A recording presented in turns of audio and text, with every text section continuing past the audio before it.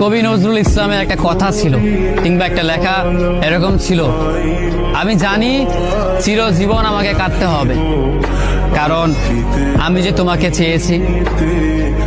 আসলেই আমি যে তাকে চেয়েছি এই জন্য আমাকে সারা জীবন কাটতে হবে, কারণ আমি তাকে কোনোদিন পাবো না, আর পাইনি বলেই আমার কান্না করতে হয়।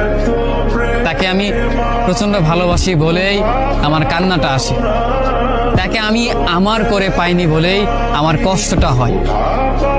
কবি নজরুল ইসলামের লেখাটা খুব দারুণ ছিল। আসলেই তাকে পাইনি বলে আমাকে সারা জীবন কান্না করতে হবে।